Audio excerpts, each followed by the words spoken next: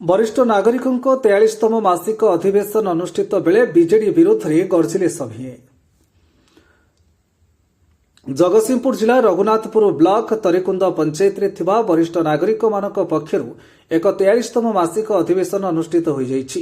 ଏହି ଅବସରରେ ମୁଖ୍ୟ ଅତିଥି ଭାବେ ତରିକୁନ୍ଦ ଚିକିତ୍ସାଳୟର ଡାକ୍ତର ବିପ୍ଳବ କୁମାର ଜେନା ଯୋଗଦେଇ ତରିକୁନ୍ଦ ଚିକିତ୍ସାଳୟ ବିଷୟରେ ଆଲୋକପାତ କରିଥିଲେ। ପରେ ସ୍ଥାନୀୟ ସରପଞ୍ଚଙ୍କ କିଭଳି ପ୍ରତିଶ୍ରୁତି ଦେଇ ପ୍ରତାରଣା କରିଥିଲେ ତାହା ବିଷୟରେ ଯୋଗ ଦେଇଥିବା ବରିଷ୍ଠ ନାଗରିକମାନେ ଗୋଟି ଗୋଟି କରି ବଖାଣିଥିଲେ। ଯାହାକି ତରିକୁନ୍ଦ ପଞ୍ଚାୟତ କାର୍ଯ୍ୟାଳୟ ସମ୍ମୁଖରେ ଥିବା ଉପସ୍ୱାସ୍ଥ୍ୟ କେନ୍ଦ୍ର ଗୋଟେପଟେ ରୋଗୀଙ୍କୁ ତାଲା ସେବା ଯୋଗାଉଥିବା ବେଳେ ଅନ୍ୟପଟେ ନିକଟରେ ଚିକିତ୍ସାଳୟରେ 12 ପଞ୍ଚାୟତର 10,000 ଊର୍ଦ୍ଧ୍ୱ ଲୋକେ ନିର୍ଭର କରୁଥିବା ବେଳେ ଚିକିତ୍ସାଳୟରେ ଗୋଟିଏ ବେଡ୍, ଅନ୍ୟପଟେ ଚିକିତ୍ସାଳୟ ସମ୍ମୁଖରେ ଏକ ଦୁର୍ଗନ୍ଧମୟ ପୁଷ୍କରିଣୀ। ରୋଗୀଙ୍କ ପ୍ରତିଦିନ ସକାଳୁ ସନ୍ଧ୍ୟା ପର୍ଯ୍ୟନ୍ତ ରୋଗୀଙ୍କ ଭିଡ଼କୁ ଜଣେ ଡାକ୍ତର, ଅନ୍ୟପଟେ ଡାକ୍ତରଙ୍କ ରହିବା କ୍ୱାର୍ଟରରେ ଗଦା ହୋଇଛି ପୁଳା ପୁଳା ଅଳିଆ ଆବର୍ଜନା, ଯାହାପାଇଁ ଡାକ୍ତର ବର୍ଷା ଦିନେ ଘରୁ ଚିକିତ୍ସାଳୟକୁ ଆସିବାକୁ ଅସୁବିଧା ହେଉଛି।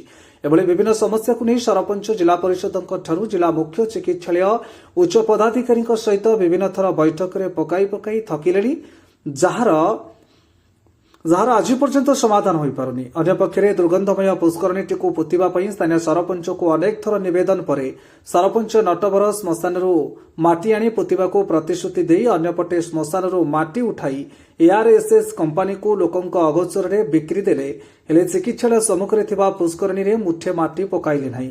ଏଠି ପ୍ରଶ୍ନ ଉଠେ, ଗୋଟେପଟେ ଦୀର୍ଘ 24 ବର୍ଷର ବିଜେଡି ସରକାର, ଗୋଟେପଟେ ବିଜେଡି ସରପଞ୍ଚ, ଅନ୍ୟପଟେ ବିଜେଡି ବିଧାୟକ, ହେଲେ ବଦଳି ପାରିଲାନି ତରିକୁନ୍ଦ ଚିକିତ୍ସାଳୟର ବିକଳ ମାନଚିତ୍ର। ଲୋକଙ୍କୁ କେବଳ ମିଳିଛି ପ୍ରତିଶ୍ରୁତି, ମିଛ ସ୍ୱପ୍ନ ଦେଖାଇ କିଭଳି ଚାଲିଥିଲା ନିଜର ଭୋଟ ବାକ୍ସ ଭରିବା, ଯାହାକୁ ନେଇ ବିଜେଡି ସରକାରଙ୍କ ଉପରେ वरिष्ठ नागरिक मंच गर्जिथिले। विगत दिन में बीजेडी कलाकर्म भोगवाक पड़ो बोली गणमाध्यम आगे मुह खोली।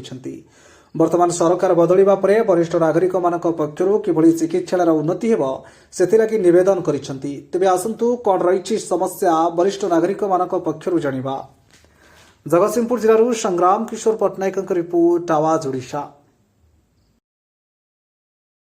मो नाम जी केळुचरण दास, घर हो Tarikund, Jagatsinghpur vigilance monitor committee member old boys मोर आमर तरिकुंद ओल्ड आमर वरिष्ठ नागरिक मंचर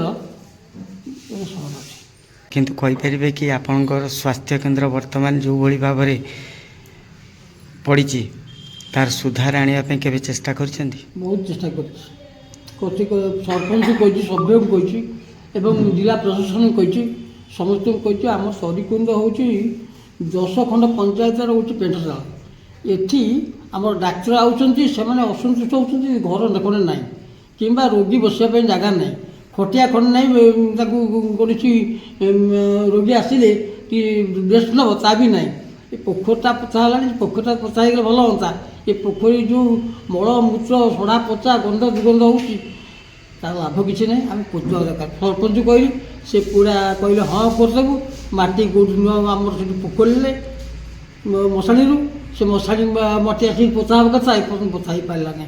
बड़ा दुखर विषय माटी गला कड़े मुझे आनले ना तो माटी खोलाई पोखरी बड़ पोता पोखरी पोता खोलाई से माटी गला कुआड़े से माटी गला कुआड़े कि अच्छी हाँ बिक्री कर पारि मुझे मुझे जाई नहीं किंतु एमती माटी पहाड़ भाया गदा होता। स्वास्थ्य केन्द्र विकल मानचित्र किंतु आज पर्यंत बदली पारनी तो किभली सेवा करुचंती पंचायत से जिते बुझेली जिते कहली जिते बैठक डाक कहली ये पंचायत सभा हुए कहली हाँ करदेबू तो मना कर हाँ करदेबू किंतु से हाँ रहा है नहीं काम। तो विगत 24 वर्षर सरकार कौन प्रतिश्रुतिर सरकार थिला कि से प्रतिश्रुति सरकार मध्य जना पड़ी से ना एपर्तन पोखरीटा पोता ही पारा ना मेडिकल परिवर्तन आसला ना। लोक मैंने हाथ आसिक गले जगतसिंहपुर जाती ये सेवा पाऊना विशेषतः स्त्री लोक मैंने गर्भवती महिला से मैंने आसिक फेरुंट ये तो ना सुस्त ना किसी डाक्तर भल दिन में आम गोटे भल डाक्तर पाइु सेवा पाऊँ आम एमती डाक्तर गले ତାକୁ ଭଳିଆ ଆମେ ଉତ୍ତମ ବନ୍ଧୁ ଉତ୍ତମ ସେବା ତାହେଲେ କରିବା। ପ୍ରୋବ୍ଲେମଟା କୋଉଠି ରହୁଛି?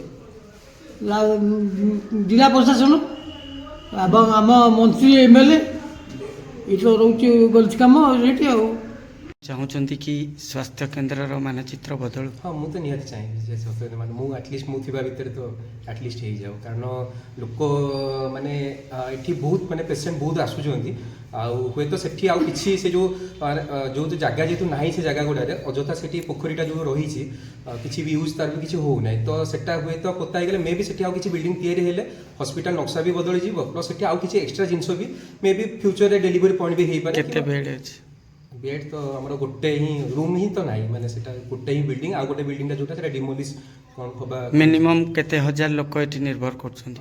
ଆକ୍ଚୁଆଲି ପପୁଲେସନଟା ମୁଁ କହିପାରିବିନି, ଜାଣିନି ଆକ୍ଚୁଆଲି, ତଥାପି ଫିର୍ ବି 10,000 12,000 ପାଖାପାଖି ତ ନିହାତି ମୋତେ ଲାଗୁଛି। ଏତେ ଲୋକ ନିର୍ଭର କରୁଥିବା ବେଳେ ବେଡ୍ ନାହିଁ, ଏଇଟା ଗୋଟେ ହାସ୍ୟାସ୍ପଦ ନୁହଁ କି? ଏଇଟା ଗୋଟେ ସରକାରକୁ ଲଜ୍ଜା ନୁହଁ ତ? ସେଟା ମୁଁ ଦୃଷ୍ଟି ଆକର୍ଷଣ କରିଛି ଯିଏ ବି ଆମର ଅଛନ୍ତି, ଆଉ ଏବେ ବି ରିସେଣ୍ଟଲି ଗୋଟେ ହେବାର ଅଛି ଆମର ଟ୍ୟୁଜଡେ ଦିନ ଗୋଟେ ଜାସ୍ ମିଟିଂ ଅଛି, ତ ସେଥିରେ ମୁଁ ପୁନର୍ବାର ସେ ଜିନିଷକୁ ଆଉଥରେ ଉପସ୍ଥିତ କରାଇବି, ଆଶା କରୁଛି ନିହାତି କିଛି ପଜିଟିଭ୍ ରେସ୍ପନ୍ସ ନିହାତି ଆସିବ। ପରିଚୟ ଦେବେନ୍ଦ୍ରନାଥ ନାୟକ, ପରିପୂର୍ଣ୍ଣ ବରିଷ୍ଠ ମଞ୍ଚର ଜଣେ ସାଧାରଣ ସଦସ୍ୟ। କ'ଣ ରହିଛି ଅଭିଯୋଗ? ଅଭିଯୋଗ ଅଛି ଯେ ଆମ ସ୍ଥାନୀୟ ତରିକୁଣ୍ଡରେ ଯେଉଁ ସାଧାରଣ ପ୍ରାଥମିକ ସ୍ୱାସ୍ଥ୍ୟକେନ୍ଦ୍ରଟି ଅଛି ତା ଉପଯୁକ୍ତ ବେଡ଼୍ ନାହିଁ।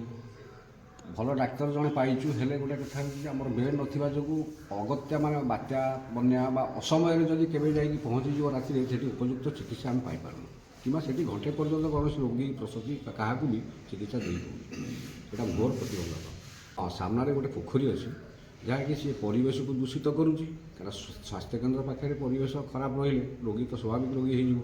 ତେଣୁକରି ତା ପାଇଁ ସ୍ଥାନୀୟ ସରପଞ୍ଚ ବା ଅନ୍ୟ କୌଣସି କର୍ତ୍ତୃପକ୍ଷ ଆଉ ଦୃଷ୍ଟିପାତ କରୁନାହାନ୍ତି, କାରଣ ସେଇଟା ବହୁତ ବର୍ଷ ଧରି ପଡ଼ିକି ରହିଲା, ଯାହାଦ୍ୱାରା କି ସମସ୍ୟା ବଢ଼ି ବଢ଼ି ଚାଲିଛି। ତେଣୁକରି ଏହାର ପ୍ରତିକାର କରାଗଲେ ଭଲ ହୁଅନ୍ତା।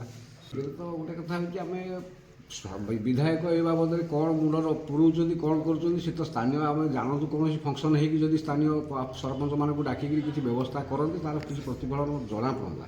ସେମିତି କିଛି ଆଶା କରାଯାଉନି ବା ଆମେ ମଧ୍ୟ ଦେଖୁନୁ। ତେଣୁକରି ଏମିତି ଆଶା ବୋଧେ ଆପଣଙ୍କ ସରପଞ୍ଚ କ'ଣ ଆଉ କରାଯାଇପାରିବ? ସରପଞ୍ଚକୁ ଅଭିଯୋଗ କରୁଛୁ, କହୁଛୁ ଏଇଟା ହେଲେ ଭଲ ହୁଅନ୍ତା, ହଁ ମାରି ପ୍ରତିଶ୍ରୁତି ହଁ କରିଦେବୁ, ହେଇଯିବ। ସେଇଟାକୁ କ'ଣ ଆଉ ସାଧାରଣ ଲୋକ କେହି ବୁଝିପାରିବେ କି?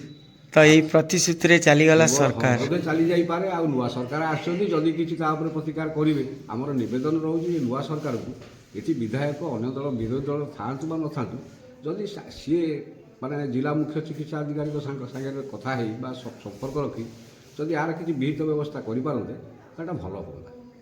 ତାହେଲେ ଗୋଟେ ଜିନିଷ ଅଛି, ଯେତେବେଳେ ବିଶ୍ୱାସର ସହିତ ଲୋକମାନେ ଭୋଟ ଦେଇ ସରପଞ୍ଚକୁ ଜିତେଇଥିଲେ, ବିଶ୍ୱାସର ସହିତ ବିଧାୟକକୁ ମଧ୍ୟ ବିଜେଡ଼ି ଦଳରେ ଜିତେଇଥିଲେ, ତେଣୁ ସେ ଆଶାଟା ଆଶାରେ ରହିଗଲାନି ତ? ବୋଧହୁଏ ଆଶାରେ ରହିଗଲା।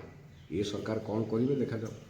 ତ ବର୍ତ୍ତମାନ ସରକାର ବଦଳିଛି, ଆଜ୍ଞା, ମାନ୍ୟବର ମୁଖ୍ୟମନ୍ତ୍ରୀକୁ କ'ଣ ନିବେଦନ କରିବେ? ମୋର ନିବେଦନ ରହୁଛି ଆମର ଏଠି 10-12 ଖଣ୍ଡ ପଞ୍ଚାୟତର ଲୋକ ନିର୍ଭର କରୁଥିବା ଏବଂ 3 ଖଣ୍ଡ ନିୟରେଷ୍ଟ ମାନେ ହାମଲେଟ୍ ମାନେ ପଞ୍ଚାୟତ ଗୁଡ଼ିକର ଲୋକମାନେ କେମିତି ସୁଚିକିତ୍ସା ପାଇବେ ଏବଂ ଏଠି ଗୋଟେ ସ୍ଥାୟୀ ବେଡ଼୍ର ପ୍ରତିକାର କରାଯାଉ। ଡାକ୍ତର ଏବଂ ତାଙ୍କର ଯେଉଁ ଆନୁଷଙ୍ଗିକ ଷ୍ଟାଫ୍ ଅଛନ୍ତି ସେମାନଙ୍କ ପାଇଁ ରହିବାର ସୁବନ୍ଦୋବସ୍ଥା କଲେ ସେମାନେ ଉପଯୁକ୍ତ ଚିକିତ୍ସା ଦେଇପାରନ୍ତେ ବୋଲି ମୋର ଆଶା ବିଶ୍ୱାସ। ଆଉ ସରକାରଙ୍କୁ ବି ନିବେଦନ ଯେ ୟା ପ୍ରତି ଟିକେ ଦୃଷ୍ଟି ଦିଅନ୍ତୁ।